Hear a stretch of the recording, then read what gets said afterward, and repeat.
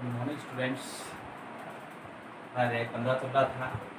हमने पीछे वाले टॉपिक में किया था, अर्धयुग काल ज्ञात किया था। इस बार देखते हैं रेडियो एक्टिव तत्व की माध्य युग ज्ञात करना। इस बार का टॉपिक अपना रेडियो एक्टिव तत्व की माध्य युग ज्ञात करना, माध्य या औसत युग ज्ञात करना। देखिए, हमें पता है कि किसी भी रेडियो एक्टिव तत्व का जो विघटन होता है वो या समय के साथ परमाणु की संख्या में कमी होती है, वो चरघातांकी रूप से क्या होती है, कमी होती है, घटती रहती है। अर्थात रदरफोर्ड के अनुसार किसी भी रेडियो एक्टिव तत्व की सक्रियता में परमाणुओं की संख्या समय के साथ चरघातांकी रूप से क्या है, घटती है, और संपूर्ण तत्व का जो विघटन है वो अनंत समय तक चलता रहता है। ठीक है ना, संपूर्ण तत्व का जो विघटन होगा वो अनंत समय तक चलता रहता है। और इसी प्रकार क्या आता जाता है, किसी भी रेडियो एक्टिव तत्व की जो माध्य आयु होती है वो उसमें उपस्थित परमाणु की आयु का योग और कुल परमाणु संख्या के अनुपात के तुल्य होती है, जिसे टो द्वारा व्यक्त करते हैं। तो टो का सूत्र क्या हो जाएगा, परमाणु की आयु का योग,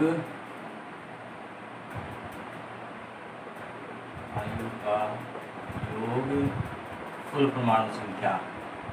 तो किसी भी तत्व में उपस्थित रेडियो एक्टिव तत्व में उपस्थित परमाणु की आयु का योग और कुल परमाणु की जो संख्या होती है का जो अनुपात होता है वो क्या कहलाता है, माध्य आयु या औसत आयु कहलाती है। अब देखिए, मान लीजिए प्रारंभ में किसी रेडियो एक्टिव तत्व में परमाणु की जो संख्या थी वो n नोड थी। क्या थी, n नोड। स्मॉल टी समय बाद में तत्व विघटित होकर कैपिटल N शेष रह जाते हैं, तथा सूक्ष्म समय अंतराल में, मान लीजिए सूक्ष्म समय अंतराल dt है, उसमें परमाणु की संख्या और विघटित हो जाती है dn।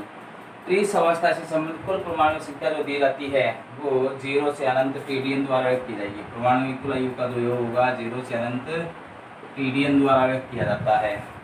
तो ये आपके पास 0 से अनंत जो tdn दे रखा है वो परमाणु की कुल आयु का योग है, और कुल परमाणु संख्या क्या थी, n नोड थी। तो क्या है कि माना कि किसी रेडियो एक्टिव तत्व में प्रारंभिक परमाणु संख्या क्या थी, n नोड थी। सक्रियता की मात्रा कितनी थी, n नोड थी। और स्मॉल टी समय बाद परमाणु संख्या जो विघटित होकर कितनी शेष रह जाती है, कैपिटल N शेष रह जाती है। सूक्ष्म समय अंतराल में dn परमाणु संख्या dn विघटित हो जाती है। इस सूक्ष्म समय अंतराल के लिए परमाणु की आयु का जो योग होता है वो इस प्रकार व्यक्त किया गया है, 0 से अनंत tdn। ये याद रखना होगा आपको, ठीक है ना। तो इस अवस्था से संबंधित आपके पास माध्य आयु ज्ञात करनी है। तो आपका सूत्र क्या है कि माध्य आयु को टो द्वारा व्यक्त करते हैं, परमाणु की आयु का योग और कुल परमाणु संख्या के अनुपात को कहते हैं माध्य आयु।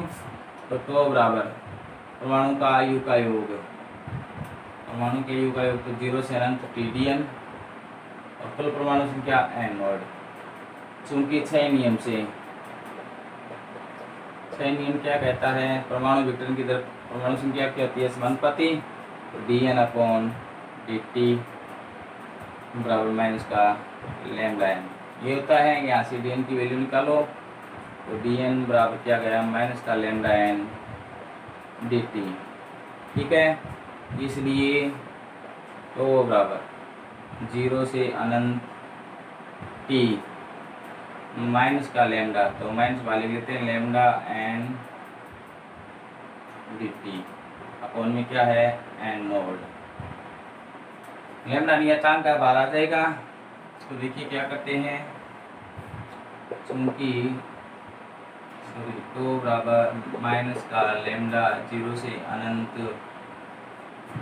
t n dt upon n node. चूंकि 6 नियम क्या कहता है, n बराबर n नोड e की घात माइनस लैम्डा t। ये जो परमाणु संख्या विघटन होता है वो समय पर क्या होता है, चरघातांकी के रूप से निर्भर करता है। इसलिए टो बराबर माइनस लैम्डा 0 से अनंत t, n की वैल्यू क्या है, n नोड e की घात minus lambda t dt upon n node. n node नियतांक बाहर निकालेंगे तो n नोड से n नोड क्या हो जाएंगे, कैंसिल हो जाएंगे। तो टो बराबर क्या गया, माइनस का लैम्डा 0 से अनंत t e की घात माइनस लैम्डा t dt। प्रत्येक पद समय पर निर्भर हो गया। किस पर निर्भर हो गया, समय पर। अब इसका समाकलन याद रखना आपको, ठीक है ना। तो समाकलन करोगे तो क्या आएगा, टो बराबर माइनस का लैम्डा माइनस का 1 अपॉन λ स्क्वायर आएगा। तो माइनस से माइनस कैंसिल, λ से λ कैंसिल, तो बराबर क्या गया 1 अपॉन λ। तो किसी भी रेडियोएक्टिव तत्व की जो मात्रा आयु होती है वो उसके परमाणु के आयु के योग तथा कुल परमाणु संख्या के अनुपात के तुल्य होती है। ठीक है ना। अब इससे संबंध आगे क्या कह रहा है, देखो कि आपको परमाणु के आयु का योग दे रखा है 0 से अनंत TdN और कुल परमाणु संख्या रेडियोएक्टिव तत्व में कितनी है n नोड। तो ये लिख दिया। चूंकि H क्या कहता है DN क्वांटिटी बराबर माइनस लैम्डा की वेक्टर की तरह परमाणु संख्या क्या होती है, समानुपाती होती है। तो यहाँ से DN की वैल्यू निकालते हैं, रख दिया। तो ये T के रूप में पता गया। अब चूंकि हमें पता है लैम्डा क्या नियतांक है, बाहर लिख लिया। चूंकि n बराबर n नोड की घात माइनस लैम्डा T 6 नियम स्वतः घाता के नियम से, तो ये वैल्यू रख दिया n नोड से नोड कैंसिल। इसका समाकलन आपको याद रखना है माइनस का 1 अपॉन लैम्डा स्क्वायर। हल भी कर सकते हो तो भी यही आएगा। तो बराबर क्या आया 1 अपॉन लैम्डा। ठीक है ना। तो इस प्रकार आप रेडियोएक्टिव तत्व संबंधी माध्य आयु ज्ञात कर सकते हो। आगे देखते हैं।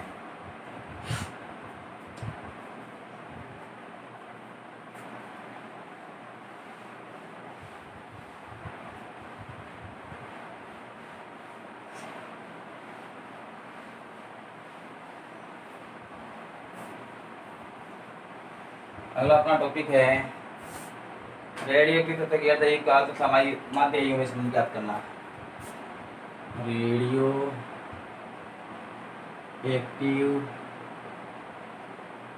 तत्व है, रेडियोएक्टिव तत्व है ये अर्ध आयु काल, अर्ध आयु काल तथा माध्य आयु में संबंध ज्ञात करना।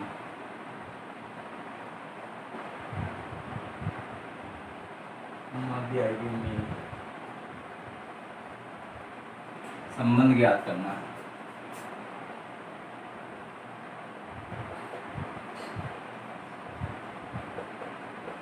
संबंध ज्ञात करना।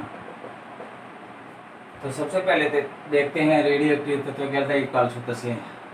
तो रेडियोएक्टिव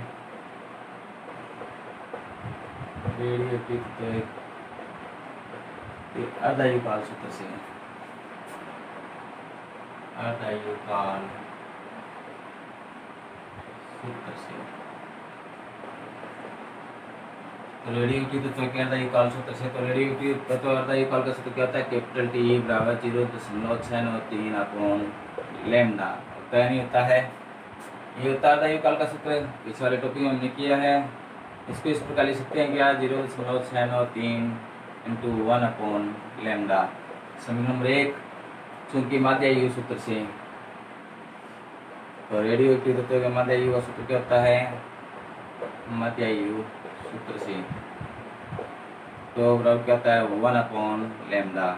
इसलिए T बराबर 0.693 1 अपॉन लैम्डा इस काम क्या रखते हैं तो रेडियोएक्टिव तत्व है अर्ध आयु काल और माध्य आयु में ये संबंध होता है T बराबर 0.693 इंटू तो। ठीक है ना। तो इस संबंध द्वारा आप किसी एक की वैल्यू दे रखी है तो दूसरी आप ज्ञात कर सकते हो। ठीक है ना, कोई दिक्कत नहीं है।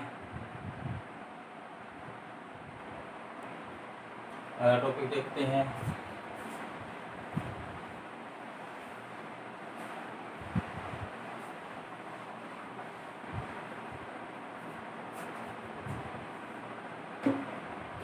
अगला टॉपिक अपना नाभिक का आमाप या नाभिक का आकार।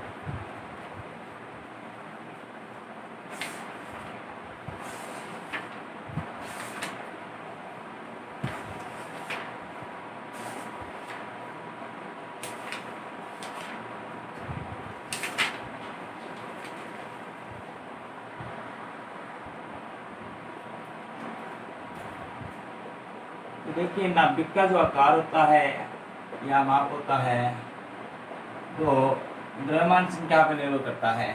किस पर निर्भर करता है, द्रव्यमान संख्या निर्भर करता है। जितनी अधिक नाभिक की त्रिज्या होगी उतनी अधिक उसका आकार बढ़ता है। ठीक है ना। तो इसी समय क्या कहा जाता है, देखिए किसी भी नाभिक की जो त्रिज्या होती है वो नाभिक के द्रव्यमान की संख्या की 1/3 घात की क्या होती है, समानुपाती होती है। आज समानुपाती ये 1/3। तो r है नाभिक की त्रिज्या, e है द्रव्यमान संख्या। बराबर करने के लिए एक नियतांक लेते हैं, r नोड 1/3। r नोड एक नियतांक है, त्रिज्या नियतांक बोल सकते हैं, नाभिक की त्रिज्या नियतांक, जिसकी वैल्यू फिक्स होती है 1.2 × 10⁻15 मीटर। r नोड बराबर ये भी सकते हो 1.2 फर्मी, 10⁻15 कह सकते हो, फर्मी लिख सकते हो, कोई दिक्कत नहीं है। वैसे बोला जाता है इसको फेमटोमीटर, ठीक है ना। तो किसी भी नाभिक की जो त्रिज्या है वो द्रव्यमान संख्या क्या होती है, क्या होती है, समानुपाती होती है। कहने का तात्पर्य जैसे जैसे नाभिक के द्रव्यमान में वृद्धि होती है वैसे वैसे इसमें क्या होगी, नाभिक त्रिज्या में वृद्धि होती है। और एक सामान्य रूप से नाभिक जो त्रिज्या होती है वो 10⁻14 मीटर की मानी जाती है, ठीक है ना। तो इससे संबंध देखिए आपके पास आगे जो अर्धयुग काल है इनमें संबंध पूछा जा सकता है, कई बार पूछ लिया जाता है। देखिए तो देखिए क्या बताया जाता है कि कई बार किसी रेडियोएक्टिव तत्व का अर्धयुग काल दे दिया जाता है और पूछा जाता है कितने समय में विघटित होगा, ठीक है, या उसकी त्रिज्या कितनी होगी। तो इससे संबंधित एक आपको क्वेश्चन बताता हूँ आपको, क्या अर्धयुग काल से संबंधित, क्योंकि हमें पता है चल घातांक नियम क्या कहता है। तो अगला जो अपना टॉपिक है, मान लीजिए n स्मॉल t में संबंध ज्ञात करना है, ठीक है ना, परमाणु विकिरण की दर और उसमें लगने वाला समय, ठीक है ना। तो कैसे करते हैं, छोटा सा टॉपिक है, अलग से लिखना चाहो तो लिख सकते हो कि परमाणु संख्या, विघटित परमाणु संख्या, विघटित परमाणु संख्या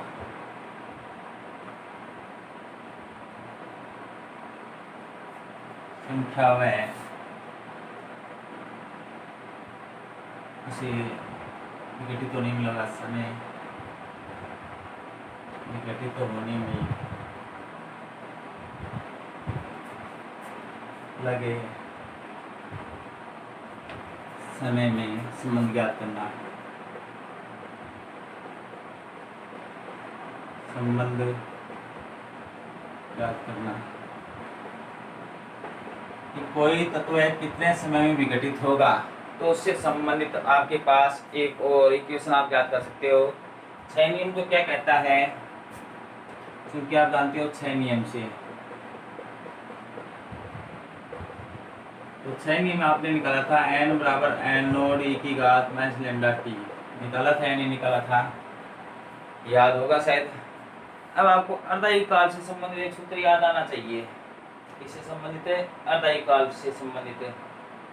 तो अर्धयुग काल से संबंधित यदि आप देखोगे तो आपके पास जो सूत्र प्राप्त हुआ था तो ये था, अर्धयुग काल सूत्र से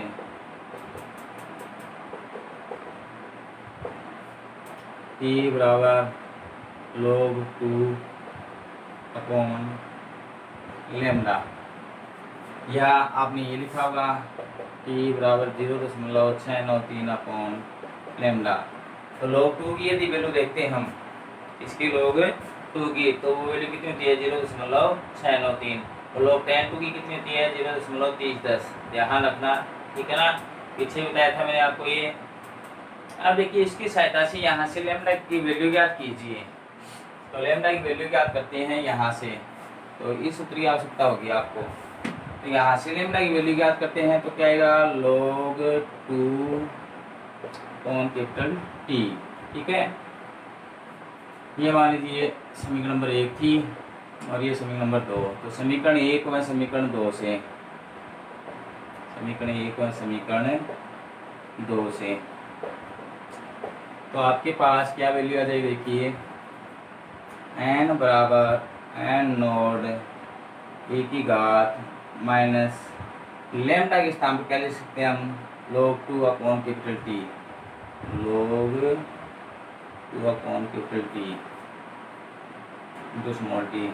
तो आप ये लिख सकते हैं, इसको कोई दिक्कत नहीं है, स्मॉल t पहले था, ये मान रख दिया, इंटू भी क्या गया स्मॉल t, ठीक है। अब आपके पास देखिए क्या वैल्यू रहेगी, तो इसके आधार पर हम चेंज करते हैं। तो देखिए क्या आएगा, यहाँ पर ध्यान रखना ये अपॉन में है, ठीक है। तो अब इसकी सहायता से हम ज्ञात क्या करते हैं, देखो जो आपके पास e की घात log 2 है उसकी वैल्यू होती है 2। कितनी होती है, 2 होती है। तो इसके आधार पर हल करते हैं, देखो तो चूंकि e की घात log 2 का वैल्यू होती है 2, इसलिए n बराबर n नोड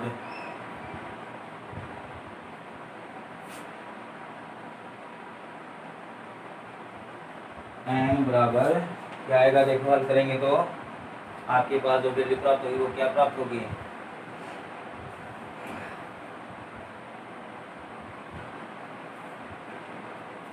ये माइनस का चिन्ह और था, ये ध्यान रखना। तो इसके अनुसार यदि लिखते हैं तो 2t ठीक है ना, ये प्राप्त होगी। क्योंकि log e2 की वैल्यू तुमने कितनी बता दी, आपको 2 बता दी, ठीक है ना। अब इसको नीचे लेकर जाते हैं तो किसकी घात हो जाएगी, प्लस की हो जाएगी, ठीक है ना। किसकी हो जाएगी, प्लस की। तो इसके अनुसार यदि लिखते हैं तो क्या आएगा, n बराबर n बटा n नोट एक तरफ कर लो, 2t की घात माइनस कैपिटल टी, व्युत्क्रम करेंगे तो n नोट बटा n 1/2 t upon capital T, ठीक है ना। व्युत्क्रम करने पर देखिए क्या कर दिया, ओहो सॉरी,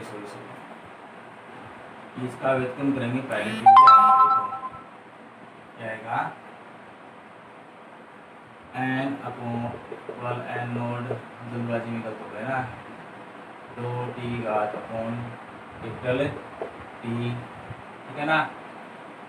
व्युत्क्रम था ही आपके पास, इसको लेकर आगे इस प्रकार, ठीक है ना। अब देखिए क्या लिख सकते हैं, देखो इसको इस प्रकार लिखा जा सकता है क्या, n upon n node 1/2t घात अपॉन टी। अब इसको ये लिख सकते हैं n upon n node 1/2 small T upon capital T, ठीक है ना। तो आपके पास ये समझ आ गया। इसी प्रकार त्रिज्या में सकते हो, या तो त्रिज्या तो नाभिक की त्रिज्या किसके द्वारा व्यक्त किया था, नहीं हमने कैपिटल R द्वारा। तो इसके अनुसार क्या ले सकते हैं, नाभिक की त्रिज्या संबंध r upon r node 1/2 t upon capital T. तो देखिए वापिस देख लीजिए, तो अपना टॉपिक था, थोड़ा सा कठिन है लेकिन इतना भी कठिन नहीं है, तो आपको समझ में आए। विघटित परमाणु संख्या मतलब n और स्मॉल t, वो भी अर्ध आयु काल से संबंधित यदि आपको दिया हो तो कैसे इक्वेशन को हल किया जाए। तो 6 नियम क्या होता है, n बराबर n और e की घात में से लैम्डा t होता है, ठीक है ना। तो इसी प्रकार का आयु काल का सूत्र क्या होता है, t बराबर log 2 अपॉन लैम्डा। तो यहाँ से लैम्डा की वैल्यू ज्ञात कीजिए, कर ली log 2 अपॉन कैपिटल टी। ये जो वैल्यू आपके पास है ये यहाँ पर रखिए, रख दी, कोई दिक्कत नहीं है। अब देखिए log 2 की जो वैल्यू होती है, ठीक है ना, ये log 2 की वैल्यू होती है 2, ठीक है ना। तो इसके अनुसार यदि लिखते हैं तो आपके पास ये क्या आ गई, इसकी वैल्यू 2 आ गई, ठीक है ना। और घात में क्या आ गया, t upon capital T, minus में है कोई दिक्कत नहीं है। इसको नीचे लाएंगे किसका हो जाएगा, प्लस का हो जाएगा, कोई दिक्कत नहीं। n नोट भाग में लेकर आ जाओ।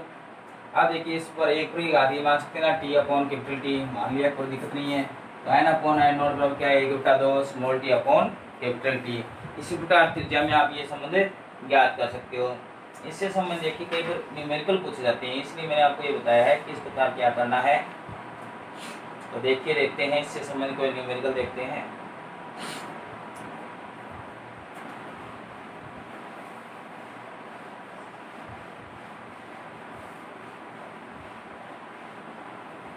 तो आपको जो सूत्र याद रखना है वो कौन सा याद रखना है, एक तो ये n upon n node 1/2 small T upon capital T, एक ये जैसे r upon r node 1/2 small T upon capital T. अब इसे संबंध देखिए एक न्यूमेरिकल है, उसमें क्या पूछा गया है। देखिए अपना क्वेश्चन क्या रखा है, किसी रेडियोएक्टिव तत्व में 1000 परमाणु है, किसी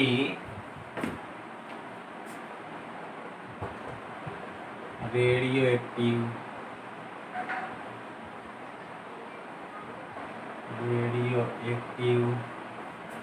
तत्व में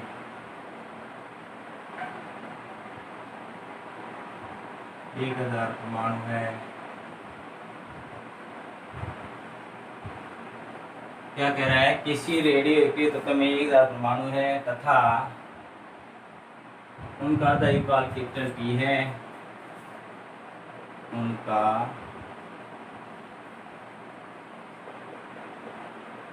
अर्धायुकाल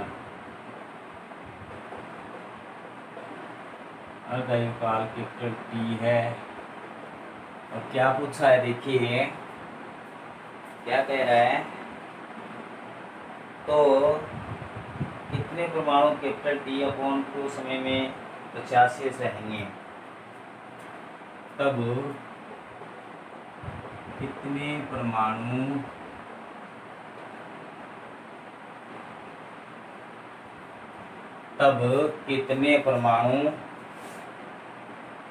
T/2 समय में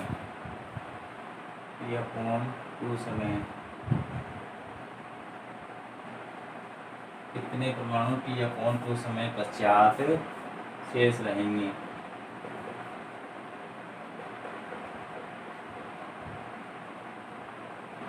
अब देखिए पीछे वाला जो इक्वेशन आपने की थी वो किस आधार पर इसमें यूज में ली जाएगी। तो पहले तो हमें पता होना चाहिए देख क्या रखा है। तो किसी रेडियो एक्टिव तत्व में परमाणु संख्या दे रखी है 1000 है, तो प्रारंभिक संख्या दे रखी है एनोड की वैल्यू 1000, तो ये क्या हो गई? एनोड की वैल्यू हो गई। तथा उनका अर्धायुकाल कैपिटल T है, तो अर्धायुकाल क्या है? कैपिटल T है, कोई दिक्कत नहीं है।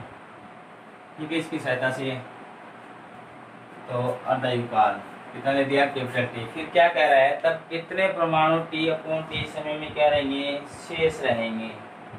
ठीक है ना? तो आपको जो समय दे रखा है वो क्या दे रखा है? T/2 दे रखा है। क्या T की वैल्यू और अर्धायुकाल कितना देखा है? कैपिटल T दे रखा है। मैं देता हूँ यहाँ पर जो दे रखा है वो अर्धायुकाल, तो हम कैपिटल T द्वारा लिखते हैं, तो वो कैपिटल T दे रखा है, कोई दिक्कत नहीं है। तो हमारा जो सूत्र होता है एन और एनोड, तो आपको पूछा क्या है? कितने परमाणु शेष रह जाएंगे? एन की वैल्यू पूछी गई है। ठीक है ना? कुल परमाणु संख्या दे रखी थी कि प्रारंभिक कितनी थी? प्रतिदर्श या परमाणु संख्या बोल सकते हैं इसको 1000, और इसका अर्धायुकाल कैपिटल T दे रखा था, और कितने समय में आपको दे रखा है कि समय T/2 इतने समय में कितने परमाणु शेष रह जाएंगे, ये पूछा गया है। तो आपको पता है हमने ये सूत्र निकाला था भी N/N0 बराबर 1/2 T/T। तो यहाँ से हम T/T की वैल्यू निकाल सकते हैं ना, चूंकि हमें क्या दे रखा है? T बराबर कैपिटल T/2 दे रखा है। कैपिटल T इधर लेकर आओ, T/T बराबर क्या गया? 1/2 आ गया, नहीं आ गया? देख सकते हैं इससे। इसलिए N/N0 1/2, तो इसकी वैल्यू कितनी आ गई? 1/2। 1/2 का अंडर रूट, तो N/N0 1 का वर्गमूल 1 और 2 का अंडर रूट। चूंकि हमें पता है 1/2 की वैल्यू जो होती है वो होती है 0.707 ये होती है, इसलिए N/N0 बराबर 0.707। एनोड को इधर गुणा कर दो, तो N बराबर 0.707 इंटू एनोड। चूंकि हमें एनोड की वैल्यू दे रखी कितनी? 1000, इसलिए N बराबर 0.707 इंटू 1000 से गुणा करेंगे तो N की वैल्यू कितनी आएगी? 707। तो इतने समय में कितने परमाणु शेष रह जाएंगे? 707 परमाणु क्या रह जाएंगे? शेष रह जाएंगे। ठीक है ना? तो देखिए कुल परमाणु संख्या दे रखी थी एनोड, और अर्धायुकाल दे रखा था कैपिटल T, और समय दे रखा था कितने समय कितने परमाणु विघटित हो गए, तो N की वैल्यू पूछी गई थी। तो N/N0 बराबर क्या लिखते हैं हम? 1/2 T/कैपिटल T। तो हमें दिया हुआ था स्मॉल t की वैल्यू, यहाँ से आप स्मॉल T/कैपिटल T की वैल्यू निकालिए तो 1/2 आ जाएगी, नहीं आ जाएगी? ये वैल्यू यहाँ पर रखिए। 1/2 का क्या था? अंडर रूट, तो 1 का अंडर रूट 1 और 2 का अंडर रूट 2। ठीक है, चूंकि हमें पता है 1/2 की वैल्यू कितनी होती है? 0.707 रखिए। एनोड एनोड की वैल्यू है वो रख दो। तो एन का मान कितना प्राप्त हो गया आपको? 707 प्राप्त हो गया। ठीक है, आज के लिए इतना काफ़ी है। ठीक है, और अगले नेक्स्ट क्लास में करवाएंगे इसे समय न्यूमेरिकल। Okay, good bye.